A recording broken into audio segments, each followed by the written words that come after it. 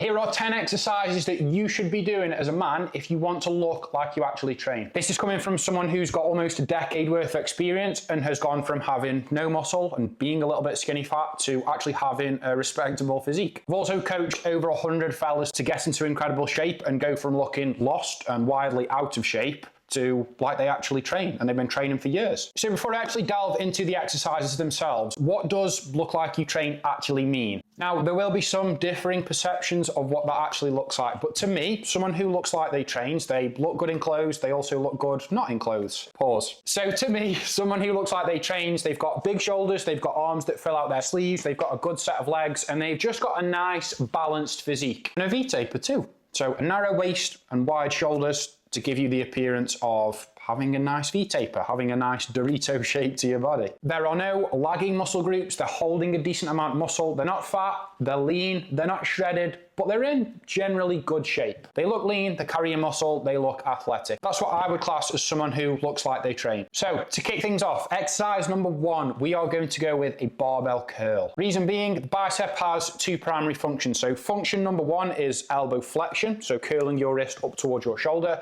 and function number 2 is wrist supination. So the barbell curl ticks both of those boxes extremely effectively. Like if you grab a bar, you cannot supinate your wrist anymore. So supination is being trained as much as it possibly can, and obviously you're also curling the bar in towards your shoulders, so elbow flexion is equally being trained as effectively as wrist supination. Doing an exercise such as the barbell curl and overloading that, you are going to build that tennis ball in the top of your arm, which is going to contribute to filling out those sleeves. Exercise number 2 to finish off the arm is the tricep press down. Now this exercise is going to help us to bias the medial head, which is the meaty part of the tricep. So including this movement and overloading it on a week-to-week basis is going to massively stimulate hypertrophy, which therefore means our triceps are going to be growing. And because the medial head is the meaty part of the tricep's going to be looking big, it's going to be looking fuller, and it's going to help us to fill those sleeves, which is just what we want. When doing the tricep press down, go through a full range of motion. So think forearm to bicep, really elongate and stretch that tricep, and then go heavy, overload, see what you're capable of. But remember to keep your upper arm fixed. So we don't want our upper arm moving around. You want to keep your upper arm fixed. You want to focus purely on elbow extension,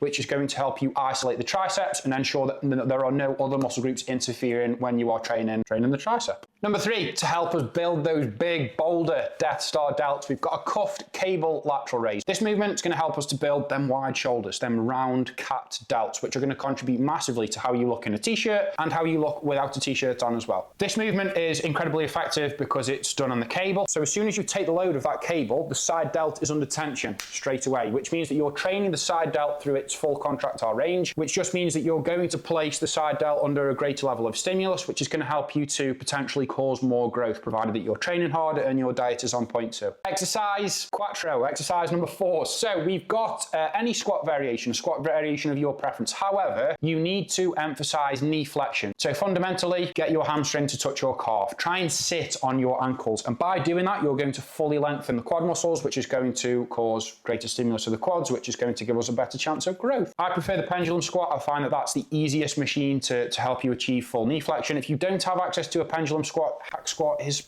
adequate. Smith machine squat is adequate. There's really not much difference between those variations. Just pick one of those and make sure that when you're going through the movement, you are actually achieving full knee flexion. Another reason why including a squat variation is incredibly important within your training is that training quads is hard. It's really hard. It requires a level of mental resilience that you don't really get with training any other muscle groups. So if you can learn to train your quads really hard, you can learn to train your legs hard, that level of intensity is going to transfer to other muscle groups, which in turn and in the long run, going to result in better growth. So for any of you watching this video, you don't train legs or you train them sporadically every now and again, stop being a fanny, train them in a regimented way. Train legs at least once per week. I train them twice per week. And I can say with full certainty that training my legs twice a week for the past 2-3 years has massively improved my upper body training, which means that I will have built more muscle due to actually training my legs properly. If you're serious about your results and you want to look like you lift, train your legs consistently, train them frequently, and train them hard. So exercise number 5, we've got an RDL. Now, barbell or dumbbell is up to you. I personally prefer dumbbell because you've got a little bit more fluidity with the range of motion. You can maneuver the dumbbells in a way that makes the movement a little bit more comfortable, at least in my experience. So RDL is going to help us to train the hamstrings, the glutes, and the erectors. Now, glutes for men then are something that are massively overlooked. I think they're incredibly important as a stabilizing muscle and then as an aesthetic muscle as well. Like, no man should be walking around like an ironing board, flat from in front and behind. Like, in terms of developing a balanced, good-looking physique to help you look like you actually train, we need to have no lagging muscle groups. So that means that we actually need to train the glutes. So the key with these is to hinge at the hips. Push your glutes as far back as possible. Pretend that there's a wall behind you and try and get your bum to touch that wall. And as soon as you're unable to push your hips back anymore, that's when you would obviously explode back up and come back to the top of the movement. No man should be walking around like an ironing board, so do your hinges, fellas. Number 6, we've got an exercise to target the midsection, which is going to be the cable ab crunch. Now, the reason that you do an exercise such as the cable ab crunch is so that you can actually overload the abs. There's a common misconception that doing loads and loads of bodyweight exercises and slamming these circuits for your abs is the best way to stimulate them to grow. And I couldn't disagree more. The abs are a muscle just like everything else on your body. If you're going in to train chest, would you just crank out bodyweight dips and bodyweight pull-ups if you wanted to build as much muscle as possible? Well, no. You would do some heavy presses and you would do some heavy flies. The same thing applies to your abs. If you want to grow some blocky, well-developed, thick abs, you need to overload them with weight. This exercise, I have found from the research that I've done and just testing out different things, is the easiest and the most efficient exercise to actually overload. So with this exercise, 2 main things that you want to focus on. The drivers of movement in this exercise to actually stimulate those abs are spinal extension, so extending your spine so you can lengthen the abs, and then spinal flexion, so crunching down and bending your spine, trying to get your chest to touch your hips. And if you can nail those 2 movements, you will be a master of this movement. And if you continue to do this movement and work your weight up over a period of time, you're going to be building some decent abs. Even for me, where I'm at in my physique journey, my abs have got room to improve and room to develop. But having a good midsection, a lean, cut midsection, contributes massively to a physique that is impressive, a physique where you actually look like you train. So we've got exercise number 7, which is standing calf raise. This is a muscle group that often gets neglected by fellas. If you want to build a good, balanced, overall well-developed physique, you can't be skipping the calves, because if you've got a good set of legs and your calves, you've got little toothpicks coming from below the knee,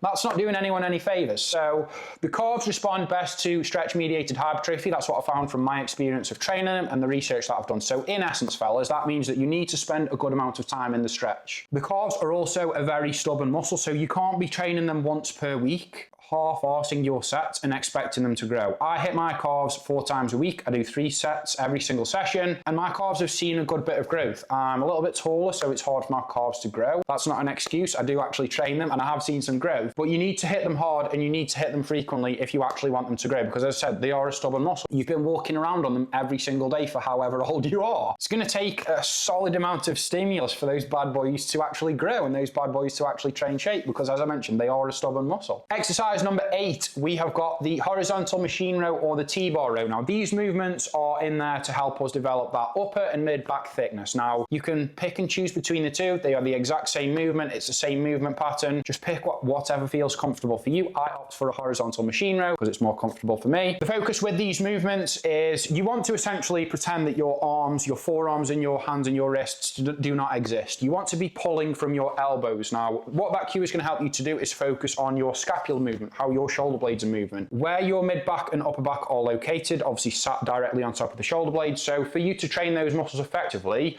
the bulk of the movement needs to be coming from the shoulder blades. So to do that, don't focus on pulling with your arms. You want to focus on pulling with your shoulder blades, and then you drive the elbows back to finish that movement and fully contract those upper back muscles. Number 9, to finish off with the width, we've got a lat pull down. So this movement, an absolute staple. You could also do some wide grip pull-ups if you wanted to, but I like a lat pull down because it's a machine. It's very easy to overload. So with this, ensure that you keep your elbows tucked, ensure that you keep your torso as upright as possible. Aim to bring the bar down to around chin level, maybe a little bit lower if your mobility does allow that, and really get a squeeze on those lats. Like when you're coming down, try and tense your armpits. That's what it should feel like. And in doing that, you'll get a full contraction on the lats, and you should be helping to build those lower lats and build the upper lats too, which is going to help to contribute to that narrower waist and to that V-taper, which is going to help you with the aesthetics. Then last but far from least, fellas, we have got exercise number 10, the high incline Smith machine press. This exercise is going to help us to build a fully developed top line, so shoulders, upper chest, a little bit of mid chest in there too, which is going to help us to look good in a t-shirt. When you have got a lean stomach and your chest is protruding out of your shirt more than your belly does, that's aesthetic. That looks good. That's says to everyone around you that, look at that guy definitely trains. I feel like that's definitely a hallmark. Wearing a t-shirt, being able to wear a t-shirt and your chest poking out and then where your stomach is just being loose. That's, I would say, a hallmark of someone who looks like they train. This exercise, you want to set the bench up to around a 45-degree angle. Control the movement, don't rush, take your time, spend a good amount of time in that stretch. Don't just bounce up from the bottom. And just like every other exercise, overload that movement over time, keep your form controlled, and you will build a good chest and a decent set of shoulders. Those 10 exercises, that's a list that I've curated. I've sat down and I've thought, if you just did these 10 exercises, would you build a solid physique that's aesthetic, where you actually look like you train in clothes and not in clothes too? And yes, 100%. Like, based on my decade-long worth of experience, if you were to solely do those 10 exercises and you were to apply progressive overload and your diet was accommodating the progress too, you would 100% build an impressive physique. So that's the end of the video, peeps. If you've got any questions or there's any issues with the video, drop me a comment and we can have a little bit of a back and forth. And if you've been trying to build a good physique and it's just not been working out, there's something that you're struggling with, comment on this video and I'd be happy to send you over a free guide to help you out.